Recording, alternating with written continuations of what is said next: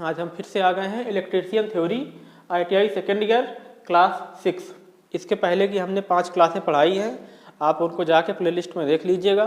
बारी बारी से 5 क्लास पढ़ लीजिएगा। सबका जो है सलूशन दिया गया है। अभी तक शायद 75 क्वेश्चन तक हम लोगों ने कर लिए हैं। आज 76वें क्वेश्चन से चलेंगे। पूरा A to Z जितने क्वेश्चन बन सकते हैं, जितने क्वेश्चन हमारे हैं, हमारे प्रैक्टिस सेट में सबको सॉल्व करेंगे एक एक। उसके पहले जो हमारा टारगेट है ITI एग्जाम 2023 का, उसको माइंड में रखेंगे।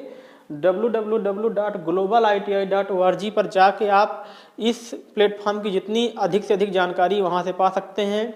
ये PDF भी मिल जाएगी आपको वहाँ पर, और क्या बोलते हैं ऑनलाइन कोर्सेस भी अवेलेबल हैं। जितने भी कंपटीशन एग्जाम के होते हैं वहाँ पर आप जाकर सारी जानकारी देख सकते हैं। चलते हैं हम लोग अपनी क्लास पे। ये रहा हमारा आज का शानदार धुआंधार जानदार क्वेश्चन। बोलता है DC शंट मोटर में सामान्य गति से नीचे कौन सी गति नियंत्रण विधियां प्रदान करती हैं।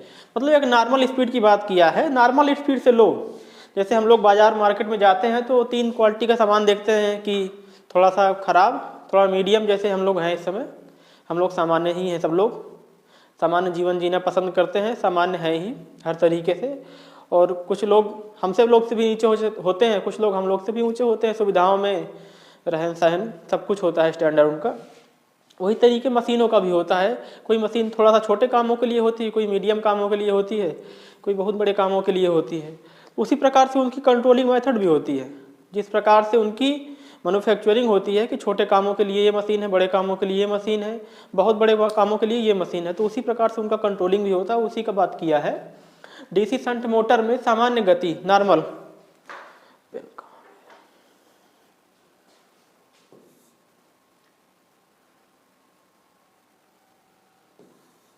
सामान्य गति से नीचे कौन सी गति नियंत्रण विधियां हैं। ये आपका पहला क्वेश्चन रहा, 76 नंबर। तो जो हमारी नॉर्मल कंट्रोलिंग मेथड होता है, ये आर्मेचर कंट्रोल मेथड होता है। उसके बाद चलते हैं हम लोग अगले क्वेश्चन पे।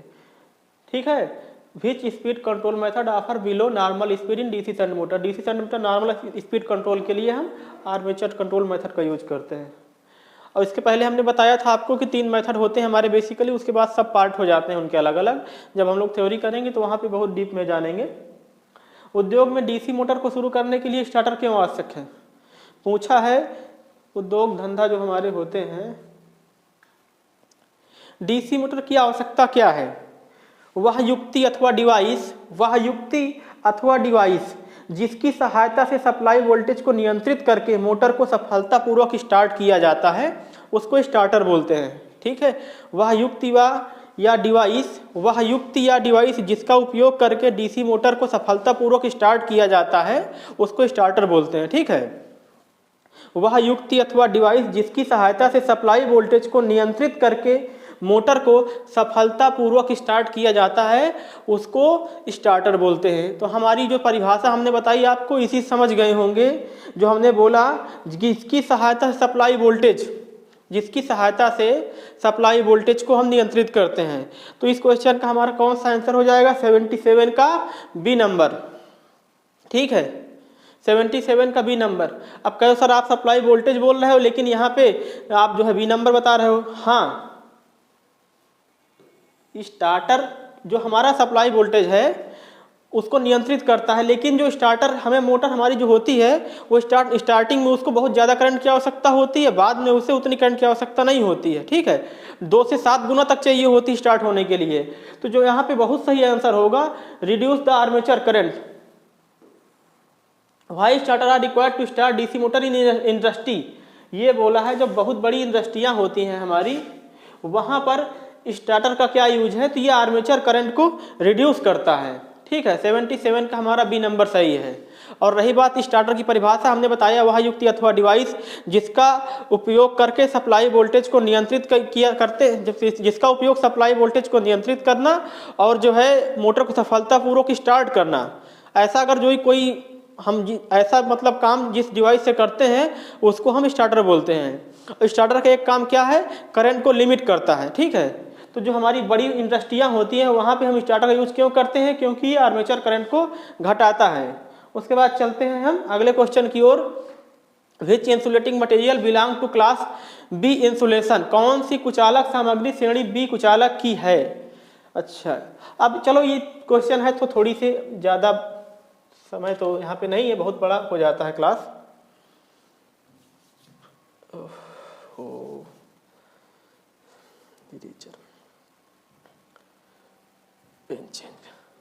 देखो हमारी अपनी एक क्लास होती है, ठीक है, और इसकी क्लास होती है जैसे या अ ई बो फ ह सी। मैंने अपना एक छोटी सी ट्रिक है उसे याद कर रखी है। तो ये हमारी इंसुलेशन के 7 क्लास होते हैं, Y A E B F H C, ठीक है। सबको अलग अलग कलर से कर दें क्या तो आपको दिखेगा स्पष्ट, ये सही रहेगा। वाई, उसके बाद फिर कलर चेंज,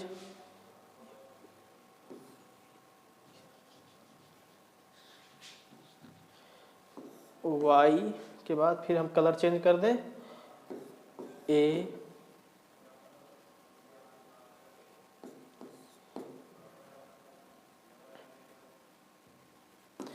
फिर कलर चेंज कर दें आपको एफ एच सी। ये हमारी 7 क्लास हो गई अलग अलग। मैंने अलग अलग कलर इसलिए चेंज कर दिए ताकि आप लोग इजीली देख सके। ये हमारी 7 क्लास है।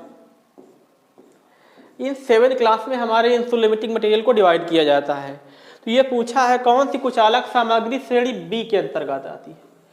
अब सबका मैं तो नहीं बताऊंगा, कई कई ऐसी चीजें होती हैं जो जैसे माइका वगैरह है, क्लास ए में भी आएगा, क्लास बी में भी आएगा। तो ऐसा नहीं भाई, देखिए माइका हो सकता है ए में भी दे दे, बी में भी दे दे, लेकिन जो हमारा माइका रहेगा, जो क्लास ए में मतलब जो वाई में रहेगा, इस क्लास में रहेगा, तो उसका जो हीट ट्रीटमेंट है वो उसका टेम्परेचर जो दिया है 90 डिग्री 100 डिग्री। अब देखिए हम बता रहे हैं ना, आपको टेम्परेचर दे रहे हैं 90 डिग्री, 90 डिग्री के बाद 105, 105 के बाद 120, 130, 130 के बाद 155, 150 के 5 के बाद 155 के बाद 180 और एबव 180, एबव 180, 180 से ज़्यादा। ये हमारे इनके टेम्परेचर क्लास हैं अलग अलग। तो जो यहाँ पे हमें अभ्रक मिलेगा और जो यहाँ पे अभ्रक मिलेगा, तो इसका जो हीट ट्रीटमेंट किया जाएगा, जो तैयार किया जाएगा हीट ट्रीटमेंट,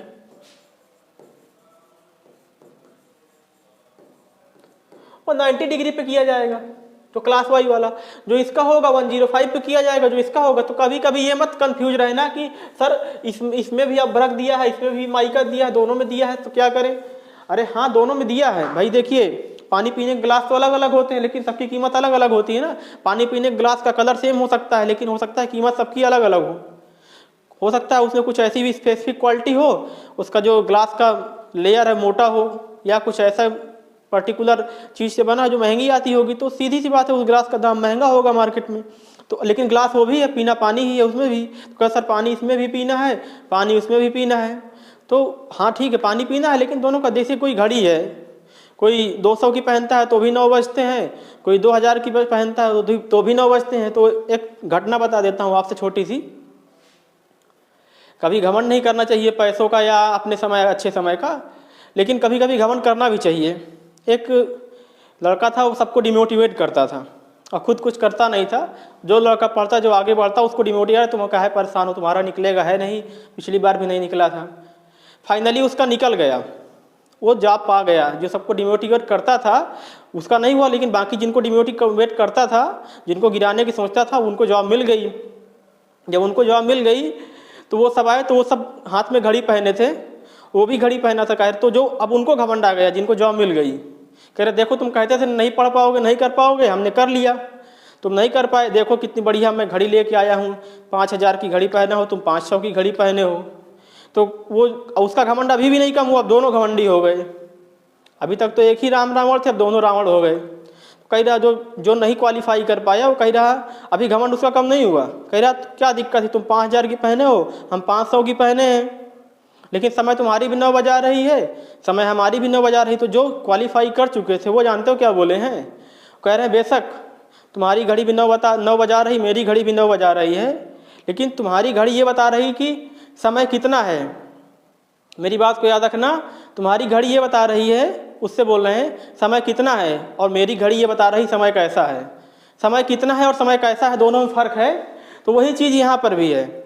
माइका हो सकता है यहाँ भी मिल जाए, माइका यहाँ पर मिल जाएगा, लेकिन जो इस माइका का हीट ट्रीटमेंट है 105 पे किया गया है, जो नीचे वाला माइका है इसका हीट ट्रीटमेंट 120 पर किया गया है। तो दोनों की क्लास अलग हो गई इस समय। तो यहाँ पर पूछा है कि क्लास बी में कौन सा आता है, तो क्लास बी में हमारा ये क्या दिया, फाइबर ग्लास, जिस ग्लास की हम बार बार बात कर रहे हैं फाइबर ग्लास, तो ये हमारा आता है क्लास बी में। क्लास बी कौन सा है, अब देखिए यहाँ से 3-4 क्वेश्चन आपके तैयार हो गए। अगर आप देखेंगे तो आपके यहाँ से 3-4 क्वेश्चन निकल के आ जाएंगे। Which insulating material belong to class B insulation, fibre glass. इसका हीट ट्रीटमेंट कितने पे होता है, 130 पे होता है। ठीक है, चलते अगले क्वेश्चन की ओर। What is the temperature value of class F. अब देखो, एक क्वेश्चन हमने सॉल्व करवाया, दूसरा क्वेश्चन अपने आप सॉल्व हो गया। एक क्वेश्चन हमने सॉल्व करवाया, दूसरा अपने आप सॉल्व हो गया। बोल रहा है कि एफ की वैल्यू कितनी होती है, मैंने यहाँ पे बता दी है आपको पहले ही। ऐसे क्वेश्चन आएंगे तो आप तुरंत कर लोगे। एफ की कितनी होती है, 155। सीधे 155 पे आंसर करो, आगे निकलो, ज्यादा टाइम नहीं देना है। निरंतर गति ड्राइव के लिए किस प्रकार की डीसी मोटर की आवश्यकता होती है। निरंतर गति ड्राइव के लिए पूछा है। चलिए देखते हैं, मतलब निरंतर मतलब कॉन्टिन्यूअस। देखो यही चीज है, यहाँ पे निरंतर है, वहां पे कांस्टेंट लिखा है, तो कांस्टेंट निरंतर में कोई अंतर नहीं है, लेकिन इसको यहाँ पे कॉन्टिन्यूअस लिखना चाहिए। ठीक है, लेकिन उसने नहीं लिखा, निरंतर लिखा। चलो, निरंतर गति ड्राइव के लिए किस प्रकार की डीसी मोटर का उपयोग किया जाता है। DC series motor, DC shunt motor, differential shunt compound motor, differential short shunt compound motor. अब देखो, कल हमने बताया था, जहां पर बात करें शंट की, शंट मोटर नो लोड से लेके फुल लोड तक स्पीड उसकी सेम रहती है, ये माना जाता है। ये हमारी बुकें बताती हैं कि शंट मोटर जितने आरपीएम नो लोड पे घूमेगी, उतने ही आरपीएम फुल लोड पे घूमेगी। शंट मोटर होती है, ये बुक बताती है। आइडियल केस होता है, लेकिन जब उस पर लोड रखता है तो थोड़ी सी उसकी स्पीड में गिरावट आती है, हल्का सा उसका जो कांस्टेंट होता है ग्राफ, वो थोड़ा सा गिर जाता है, ऐसे जाने लगता है। देखिए ऐसे जब नो लोड रहेगा तो बिल्कुल ऐसे रहेगा, लेकिन जैसे जैसे लोड बढ़ाएंगे थोड़ा सा उसका ग्राफ हल्का हल्का ऐसे गिरेगा, तो फर्क पड़ेगा, लेकिन ज़्यादा नहीं पड़ेगा, औरों की तुलना में बहुत कम पड़ेगा। तो इसलिए यहाँ पे बोला कौन सा, कांस्टेंट की बात कर रहा है। तो कांस्टेंट का काम कौन कर रही है, डीसी शंट मोटर। चलो चलते हैं अगले क्वेश्चन की ओर। तो इसका कौन सा आंसर सही हो गया, डीसी शंट मोटर। अगला क्वेश्चन, लिफ्ट में किस प्रकार की डीसी मोटर का उपयोग किया जाता है। लिफ्ट जानते हैं, लोड वोड जाता है, सामान उठाता है, लिफ्ट, क्रेन। अब देखिए, हम कल बताए थे आपसे सीरीज मोटर और शंट मोटर। सीरीज मोटर की कैरेक्टरिस्टिक राइजिंग टाइप होती है, और जो क्या बोलते हैं शंट की कांस्टेंट होती है, और उसकी जो क्या बोलते हैं डिफरेंशियल की बहुत ज़्यादा ड्रॉपिंग टाइप होती है। तो जो हम एक ऐसा अरेंजमेंट कर लें कि अब देखो यहाँ पे लोड उठाने की बात होगी, जहाँ पे भाई सीरीज मोटर नो, उसकी गति जो है नो लोड पे बहुत ज़्यादा होती है, और जब लोड हो जाता है तो घट जाती है। तो ऐसा काम करें जहाँ से स्टार्टिंग में ही बहुत ज़्यादा लोड देना हो, तो वहाँ पे हम सीरीज मोटर लगा सकते हैं। लेकिन सीरीज मोटर में थोड़ा सा हम अरेंजमेंट करेंगे, थोड़ा सा करेक्शन करेंगे। अगर सीरीज मोटर में थोड़ा सा करेक्शन कर दें, सीरीज और डिफरेंशियल के बीच ही एक मोटर बना लें, जिसको कम्युलेटिव बोलते हैं। कम्युलेटिव मोटर बना लेंगे तो फायदा ये होगा कि वही कल बताए थे ना कि दुकानदार के यहाँ जाते हो सामान लेने, वो बोलता है 100 रुपया, आप बोलते हो 50 रुपया का दे दो हमें ये पेन, तो बोलता है चलो ठीक है, ना आपका दाम सही ना हमारा, बीच का कर लेते हैं, 75 रुपये का पड़ेगा भैया, ले लो फाइनल है। तो ले लेते हो आप लोग। चलिए थोड़ा इन्होंने थोड़ा झुका, हम भी झुक गए, 75 रुपये में हमारा सौदा तय हो गया। वही चीज़ इसमें है, थोड़ी सी करेक्शन कर ली हमने, ना तो डिफरेंशियल बनाया ना ही हमने सीरीज बनाया। कोई बताएगा नहीं आपको, दोनों में खेल क्या, बस इसका बीच का सोल्यूशन ले लिया, जिसको हम लोग कम्युलेटिव बोलते हैं। ठीक है, तो कम्युलेटिव इसमें दिया होगा कहीं पे, DC cumulative compound motor 81 number है, 81 नंबर का डी नंबर सही है। ठीक, अब चलते हैं 82 नंबर पे, थोड़ी तेजी लाते हैं क्योंकि अभी इसके बाद हम लोग को ट्रेड थ्योरी भी शुरू करनी है। गति नियंत्रण का कौन सा तरीका डीसी सीरीज मोटर में रेटेड गति के नीचे करता है, मतलब रेटेड स्पीड से नीचे, मतलब नॉर्मल से नीचे की बात आ गई, जिसको हम बताए थे कि 3 प्रकार के सामान होते हैं मार्केट में, थोड़ा सा नॉर्मल साइज का, मीडियम साइज का, बहुत अच्छी क्वालिटी का। बेसिकली फर्स्ट सेकेंड थर्ड हम लोग आते हैं ना, कोई पहली पोजीशन आता है, मेरा कभी नहीं आया, देखो शायद आगे आ जाए, किसी का दूसरा पोजीशन आया, किसी का तीसरा पोजीशन आया, तो कहते हैं चलो जो दूसरा वाला कहते हैं चलो ठीक है, न किसी से ज़्यादा है न किसी से कम, हमसे एक ही लोग तो ज़्यादा है, बाकी तो पूरी क्लास की बात ही नहीं होती, बात केवल टॉप 3 की ही होती है ज़्यादातर। तो फर्स्ट सेकंड थर्ड बहुत मायने रखता है हर एक फील्ड में, वही बोला है। Which method of speed control give below the rated speed in DC series motor, गति नियंत्रण का कौन सा तरीका डीसी सीरीज मोटर में रेटेड गति के नीचे गति देता है। 82 नंबर क्वेश्चन है आपका। तो इसमें आर्मेचर डायवर्टर मेथड, ये सही है आपका, armature diverter method. Which method of speed control give normal के लिए बोला है बिलो रेटेड स्पीड, तो वही बोला armature diverter method. Armature diverter method होता क्या है, जो रूट होता है सीधे उसको डाइवर्ट कर देते हैं। ऐसे जा रहे हो, अगर सामने लड़ने वाला कोई मिल गया अच्छा ज़्यादा तुमसे खतरनाक आदमी खड़ा है, तो तुम क्या करोगे, भैया पतली गली से निकल लो, ऐसे बोलते हो ना, बस और कुछ नहीं है। जब सर्किट डायग्राम इसका बताएंगे, जब हम थ्योरी क्लास कराएंगे। ये कहाँ खुल गया। What is the effective a 4 point starter resistance is cut off during running, क्या प्रभाव है अगर चलने के दौरान 4 बिंदु स्टार्टर प्रतिरोध कट ऑफ है। मोटर बंद हो जाएगी, धीमी गति से चलता है, बहुत तेज गति से चलता है, उल्टी दिशा में चलता है। बोल रहा है what is the effect if 4 point starter resistance is cut off during running, क्या प्रभाव है अगर चलने के दौरान 4 पॉइंट स्टार्टर प्रतिरोध कट ऑफ हो जाए। आज चलने के दौरान बोला है, स्टार्टिंग के समय नहीं बोला, चलने के दौरान क्या बोला है, effect 4 point starter resistance cut off during running.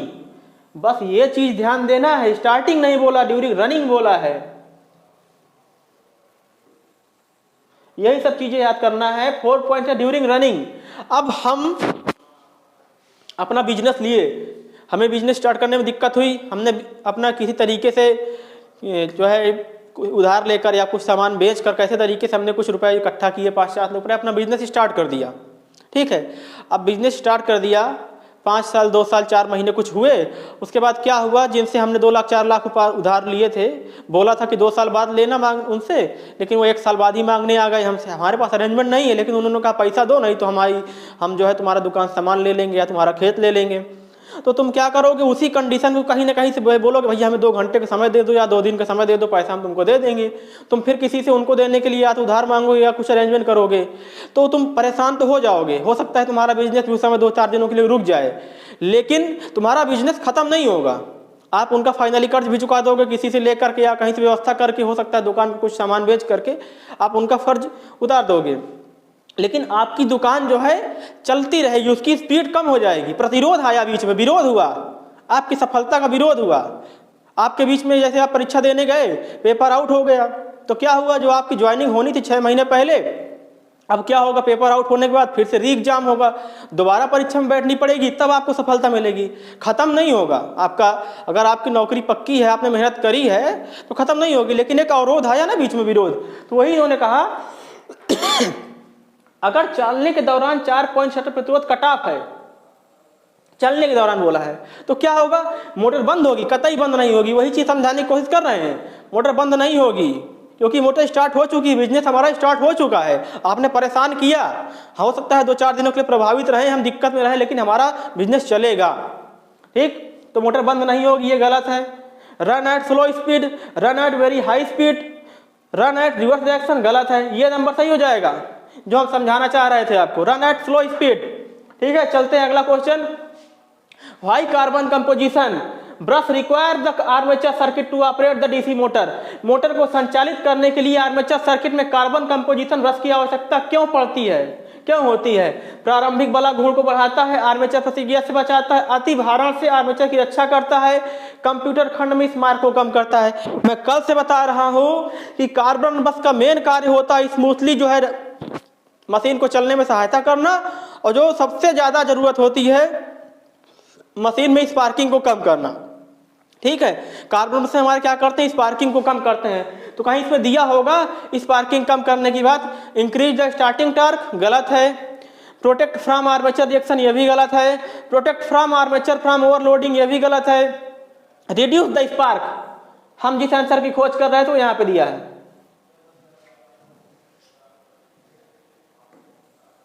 Reduce the spark, ठीक है। सीरीज मोटर बिना भार के आरंभिक उच्च वाला गुण और गति क्यों पैदा करती है? हाई सीरीज मोटर, क्योंकि इसमें बैक ईएमएफ नहीं होता, हमने कल से बताया था, शायद यही नंबर कहीं दिया होगा। हाँ, पहला ही नंबर दिया ऑप्शन साहब, बैक ईएमएफ की अनुपस्थिति। Load current flow through the field winding, armature current and field current are same, series field winding wound with thick wire, ये दिया हुआ है। 85 नंबर आपका है। तो हमने पहले ही बताया था इसमें बैक ईएमएफ एब्सेंस होता है, ठीक है। Why the series field is short circuited at the time of starting? Series field short circuited at the time of starting in differential compound motor. Differential compound motor में शुरू करने के लिए, differential compound motor में शुरू करने के समय श्रेणी क्षेत्र को शॉर्ट सर्किटेड क्यों किया जाता है? शॉर्ट सर्किटेड क्यों किया जाता है, ठीक है। इसके लिए भी एक छोटी सी एग्जांपल ले लेते हैं। शॉर्ट सर्किटेड इसलिए किया जाता है, जैसे कोई छोटा बच्चा होता है, बेसिकली देखे होंगे तो घरों में या बेड में कहीं लेटा हुआ होता है तो क्या करते हो, जैसे आपको कुछ काम करने जाना है तो ऐसे कोई छोटा बच्चा है आराम कर रहा है, आपका ये बेड है, तो आप क्या करते हो कि जब बेड बनवाते हो तो उसमें कोशिश करते हो कि इस बच्चे के हिसाब से या उसका जो पालना होता है थोड़ी सी हाइट दे दें, ताकि अगर ये थोड़ी सी हरकत भी करे तो बाहर ना गिरे। कहने का मतलब एक तरीके से उसकी बाउंड्री शॉर्ट कर देते हो कि ये गिरे ना, चुपचाप बीच में ही पड़ा रहे, ठीक है। एक अरोज टाइप में उसको दे देते हो, उसको चारों ओर का एरिया शॉर्ट कर देते हो। चारों ओर का शॉर्ट एरिया इसलिए कर देते हो कि बच्चा गिरे ना, सिर्फ उसके पास एक छोटा सा वे दे देते हो कि अपना हंसता खेलता रहे, पड़ा रहे। उसी तरीके से इसको अगर हम इस एरिया को इसके हम शॉर्ट नहीं करेंगे मोटर को,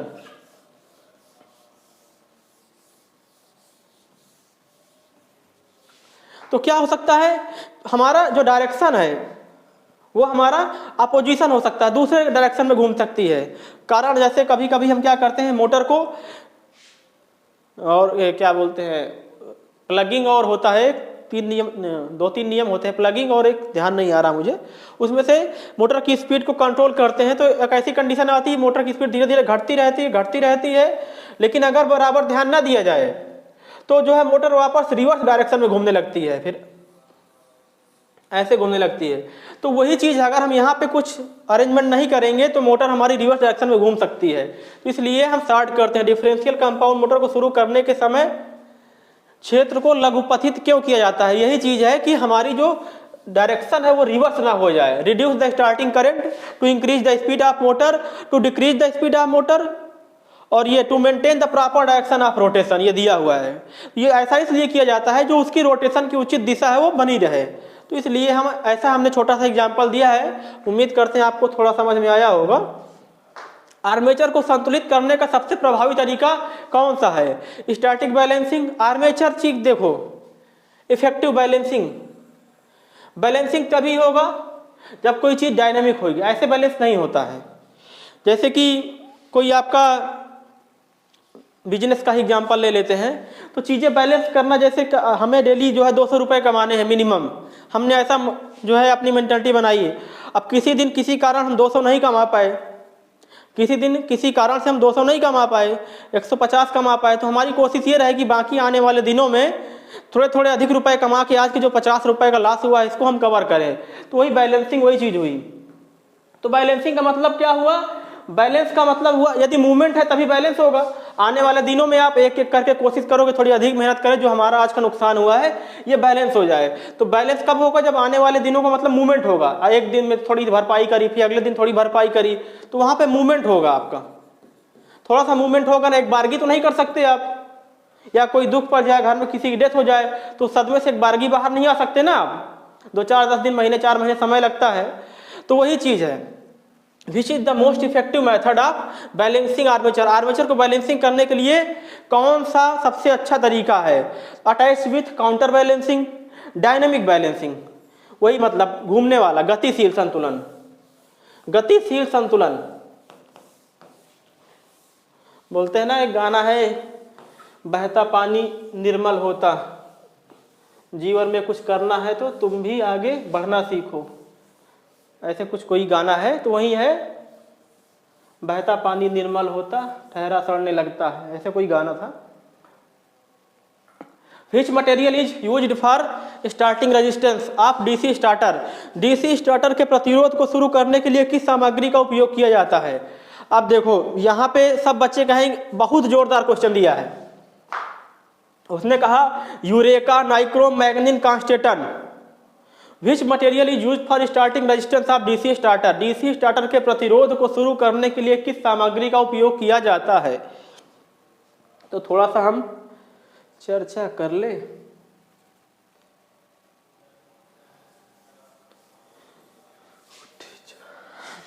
चर्चा ये करते हैं, हमारे जो एलिमेंट होते हैं rheostatic,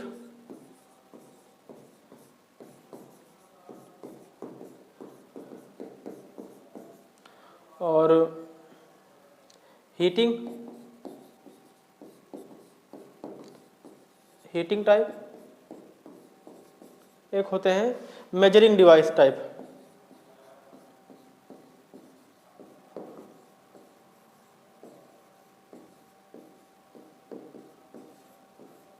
measuring device type. Which material is used for starting resistance of DC starter? DC starter के प्रतिरोध को शुरू करने के लिए किस सामग्री की आवश्यकता होती है? पहले इस क्वेश्चन को थोड़ा छोटा कर दें, तो अब जो चीजें बताने पा रहे हैं वो आपको बता पाएंगे। इसको ऊपर लगा देते हैं थोड़ा सा इधर, अभी छोटा कर दिए हैं, बस अभी बड़ा कर देंगे।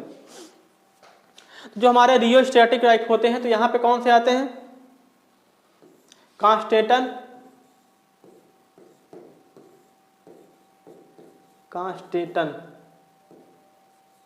हिंदी नहीं आती हमको लिखना,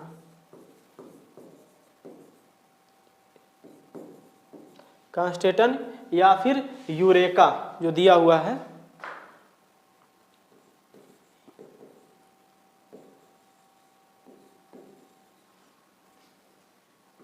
दूसरा हीटिंग टाइप में आते हैं नाइक्रोम,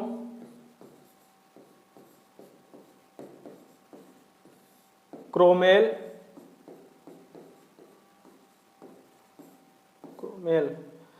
कैंथाल,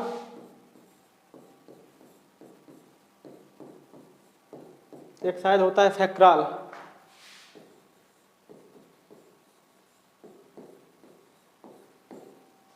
नाइक्रोम, क्रोमेल, कैंथाल, फैक्राल, ये हमारे हीटिंग एलिमेंट में यूज होते हैं। हीटिंग टाइप जैसे हमारे प्रेस में आपने देखा होगा, सुना होगा, नाइक्रोम का एलिमेंट हम लोग यूज करते हैं।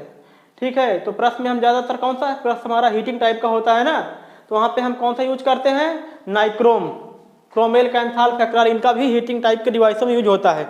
मेजरिंग में क्या होता है? मेजरिंग में जितने हमारे होते हैं, यहाँ पे मैग्नीन होता है।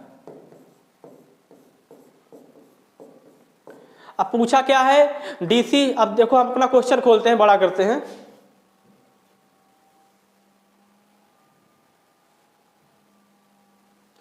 क्वेश्चन में क्या दिया हुआ है? पूछा है कि डीसी स्टार्टर के प्रतिरोध को शुरू करने के लिए, स्टार्टर के प्रतिरोध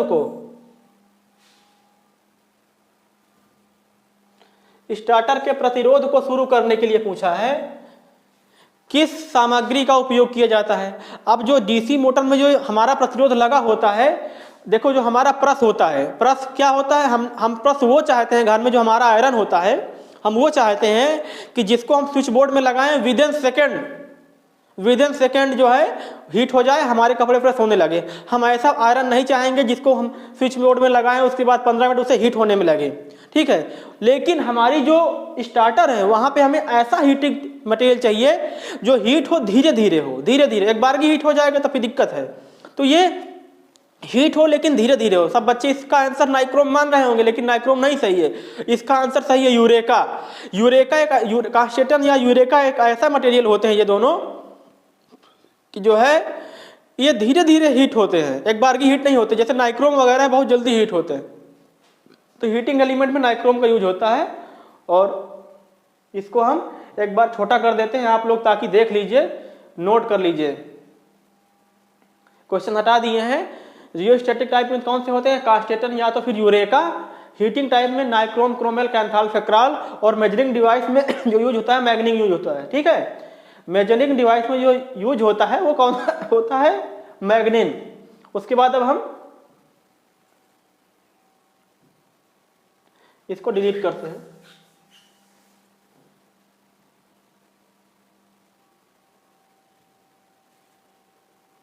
ठीक, इस क्वेश्चन को लगा देते हैं। आप लोग क्वेश्चन देख लीजिए अपना। यह आपका क्वेश्चन था, विच material is used for starting resistance of DC starter. तो इसमें भैया सही हो गया यूरेका। अब चलते हैं, which DC compound motor is operated at constant speed under varying load. किस डीसी कंपाउंड मोटर का अलग अलग लोड पर नियत गति संचालित किया जा सकता है? Differential, long differential. भाई देखिए हम कल बता दिए आपको, डिफरेंशियल का नाम भूल जाओ, बात जब भी होगी तो कम्युलेटिव की होगी, क्योंकि डिफरेंशियल बहुत ज़्यादा नुकसानदायक है और सीरीज हद से ज़्यादा लाभदायक है। इतना लाभदायक है कि हम उसके लाभ को यूज नहीं कर सकते हैं, तो इसलिए वो भी नहीं अच्छा और ये भी नहीं अच्छा है। मोर राइजिंग टाइप कैरेक्टरिस्टिक उसकी है, इसकी मोर ड्रॉपिंग टाइप कैरेक्टरिस्टिक है, तो ये दोनों गलत हो गए। तो हम इनके बीच की कई बार याद करते हैं, तो हमारा दो ऑप्शन तो गलत हो गए पहले ही। Which DC compound motor operated at constant speed under varying load. तो हमने जब दो ऑप्शन पहले निकाल दिए तो बच्चे दो ऑप्शन, तो इन दो ऑप्शन में देखते हैं कौन सही होता है। चलिए देखते हैं क्या क्या दिया है। कम्युलेटिव शॉर्ट सन दिया होगा, कम्युलेटिव लॉन्ग सन दिया होगा, कम्युलेटिव शॉर्ट सन, कम्युलेटिव लॉन्ग सन दिया होगा। तो आपका ये कौन सा है? 89 नंबर, कम्युलेटिव लॉन्ग सन। लॉन्ग सन शॉर्ट सन में सिर्फ रेजिस्टेंस का खेल है, जब हम थ्योरी क्लास पढ़ेंगे तो आपका ये डाउट क्लियर कर देंगे लॉन्ग सन और शॉर्ट सन क्या होता है। उसके बाद ये रहा आज का आखिरी सवाल, 1 करोड़ रुपए का है। जो बताएगा उसके अकाउंट में 1 करोड़ रुपए तुरंत हम पहुंचा देंगे। अब ये देख रहा है कौन पहुंचाता है इस क्वेश्चन का आंसर सबसे पहले। 1 करोड़ रुपए अपना भैया अपना अकाउंट नंबर वगैरह मत भेजना, हम जो है घर आके दे देंगे। इस समय साइबर क्राइम बहुत ज़्यादा चल रहा है, अकाउंट नंबर वगैरह मत डालना, हम घर पहुंचा देंगे अगर आप सही जवाब देते हैं तब। ठीक है, हाउ नो, अच्छा एनवीसी की बात किया है तो तिरछा क्या क्या है यार। How no volt coil is connected in a 3 point starter. How no NVC, no volt coil का शॉर्ट फॉर्म होता है how no volt coil is connected in 3 point starter with DC shunt motor. NVC क्यों connect करते हैं DC shunt motor में, ये पूछा है।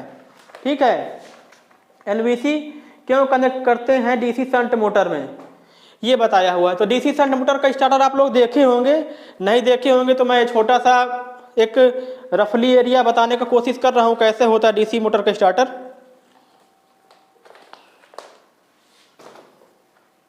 देखिएगा, तो उसमें एनवीसी कैसे कनेक्ट होती है आप देख के ही जान जाएंगे।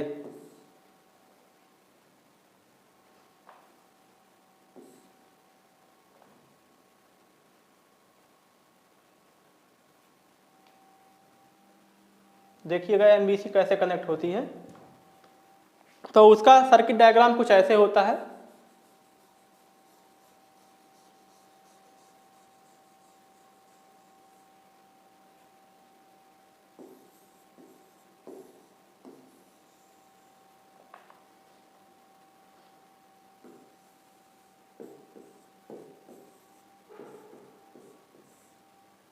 और यहाँ पे आपकी जो है इसी से कनेक्ट होती है एनबीसी।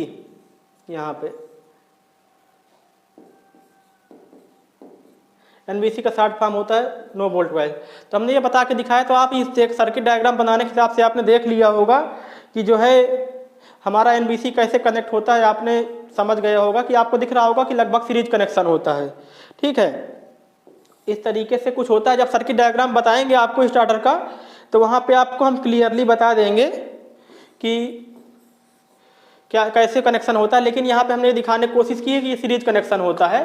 तो हमारी NBC किस में कनेक्ट होती है, सीरीज में। तो कहीं दिया हुआ होगा सीरीज का, how no volt coil is connected in 3 point starter with DC shunt motor के साथ 3 पॉइंट 9 वोल्ट कल कैसे जुड़ा होता है। तो सीरीज में जुड़ा होता है, हमने दिखाया आपको। तो सीरीज में जुड़ा होता है, सीरीज का कहीं ऑप्शन दिया है, directly connected to supply, connected in series with armature, connected in parallel with armature, connected in series with shunt field. देखो जो हम चाह रहे थे आंसर हमें मिल गया, जो हमारी शंट फील्ड है उसके साथ सीरीज में कनेक्ट होता है। इसका सर्किट डायग्राम वही अधूरा है, पूरा नहीं है। 3 पॉइंट होते हैं, 3 पॉइंट बोला है ना, तो तीसरा पॉइंट ये यहाँ पे आएगा। ठीक है, तीसरा पॉइंट ये हो जाएगा। 3 पॉइंट स्टार्टर बोला है, शंट सीरीज कंपाउंड देख लेना। तो ये रहे आज के हमारे 15 जानदार धुआंधार शानदार क्वेश्चन आज के। उसके बाद कल मिलेंगे नई क्लास के साथ, जिसका हमारा क्वेश्चन सीरीज होगा 91। तब तक के लिए शुक्रिया, अलविदा। आप लोग पढ़ते रहिए, कोई डाउट है तो कमेंट बॉक्स में कर दीजिए। उस क्वेश्चन को हम अगले दिन सबसे पहले एनालाइज करेंगे, उसके बाद आगे बढ़ेंगे। ये रहे आप, मैं गारंटी कर रहा हूं अगर आपने इतना पढ़ लिया तो इससे बाहर आपको कुछ नहीं पढ़ना है। और अगर पढ़ रहे हैं इससे बाहर तो मान लीजिए आप बहुत अच्छे लड़के हैं, बहुत महानता है आपकी। ठीक है, तो ये, और अगर ये सारी जानकारी आपको अच्छी लगती हो तो इस चैनल को थोड़ा सा लाइक सब्सक्राइब। इसके अलावा हम लोग गुरु दक्षिणा में आपसे कुछ नहीं मांगते। हर जगह जाते होंगे आप, रुपए पैसे दे के पढ़ते होंगे, तो हम लोग सिर्फ लास्ट में यही बोलते हैं कि अगर चैनल से जानकारी आपको अच्छी मिल रही है तो बाकी जो आपके मित्र वगैरह हैं जो सुविधा से वंचित हैं उनको भी थोड़ा सा लाइक सब्सक्राइब वाला ऑप्शन दे दीजिए, ताकि वो लोग भी जो है उन लोग के पास भी जानकारी पहुंच जाए, वो लोग भी इस सुविधाओं का लाभ उठा सकें। ठीक है, ज्ञान बांटने से बढ़ता है, ये मत सोचना कभी कम होता है। खुद जैसे ज्ञान हुआ तो आपको खुशी होती है, खुशी बांटने से बढ़ती है, और दर्द जो है किसी को बताने से कम होता है। ठीक है, तो दोनों चीज़ें हैं, बताना ही है किसी को, छिपाना नहीं है। अगर कोई चीज़ अपने अंदर मलाल है तो अपने मित्रों को बताइए, वो आपको सलूशन दे देंगे। अगर आपको खुशी है तो उनको बताइए, वो भी उनको भी उस खुशी में इंजॉय में शामिल करिए, ताकि देखिए फिर खुशी कितनी होती है आपको। उसके बाद चलते हैं, आज का सफ़र यहीं पे ख़त्म होता है। मिलेंगे नए क्लास में नई स्लाइड के साथ, तब तक के लिए जय हिंद जय भारत।